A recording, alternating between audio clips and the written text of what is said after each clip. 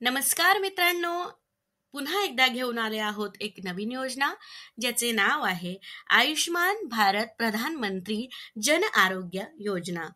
महात्मा ज्योतिराव फुले जन आरोग्य योजना. आयुष्मान भारत योजना व महात्मा फुले जन आरोग्य योजनेचे उद्देश काय आहे जाणून घेऊया. ही जगातील सर्वात मोठी योजना आहे.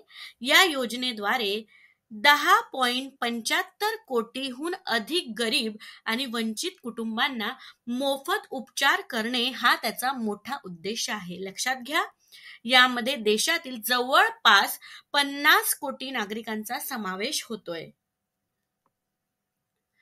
योजनेचा लाभ कोणाकोणाला भेटणार आहे बघा, लक्षात घ्या. योजनेचा लाभ 2011 मध्ये झालेल्या सामाजिक आर्थिक जनगणनेतील ग्रामीण व शहरी भागातील वंचित व व्यवसाय आधारित कुटुंबांना मिळतो. राज्यात सध्या महात्मा फुले जन आरोग्य योजना आणि प्रधानमंत्री जन आरोग्य योजनेसह एकत्रितपणे राबवले जाते. आता बघा, आयुष्मान भारत योजना व महात्मा फुले जन आरोग्य योजनेचे लाभ किती आणि कसे असणार आहेत बघा. आयुष्मान भारत योजनेत व प्रधानमंत्री जन आरोग्य योजनेत 30,000पासून ते 3 लाखापर्यंतचे उपचार घेता येतात. तर 5 लाखापर्यंत विमा संरक्षण देखील मिळते. लक्षात घ्या, फार महत्वाची गोष्ट आहे. आयुष्मान भारत योजना व महात्मा फुले जन आरोग्य योजनेचे उद्दिष्ट आणखीन बघा. पंतप्रधान नरेंद्र मोदींनी प्रधानमंत्री जन आरोग्य योजनेची आयुष्मान भारत योजना घोषणा केली आहे. ही योजना 25 सप्टेंबर 2019 पासून देशभर लागू करण्यात आलेली आहे. सरकारच्या माध्यमातून गरीब कुटुंब व आरोग्य विमा उपलब्ध करणार आहेत.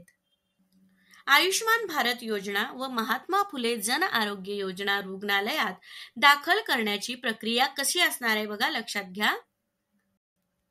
पहिलं, लाभार्थी रुग्णालयात दाखल करताना कोणतीही फी भरावी लागणार नाही. रुग्णालयात दाखल झाल्यापासून उपचारापर्यंत संपूर्ण खर्च या योजनेच्या माध्यमातूनच कव्हर केला जाईल. या योजनेत रुग्णालयात दाखल होण्यापूर्वी व रुग्णालयातून डिस्चार्ज झाल्यानंतरचा खर्च देखील कव्हर केला जाईल.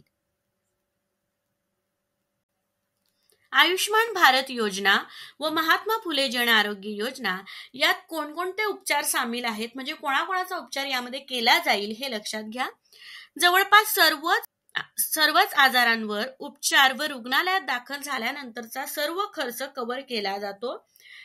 केंद्रीय आरोग्य मंत्रालयाने आयुष्मान भारत योजनेत 13,054 पॅकेज सामील केलेले आहेत. यामध्ये कोरोनरी बायपास, गुडघे बदलणे याचे उपचार देखील सामील आहेत. कोणत्या रुग्णालयात लाभार्थ्यांवर उपचार होतील बघा. देशातील सर्व सरकारी रुग्णालयांमध्ये योजनेतील लाभार्थी उपचार करू शकतो बघा. त्याचबरोबर सरकारच्या पॅनलमध्ये खाजगी रुग्णालयातही लाभार्थी उपचार करू शकतात.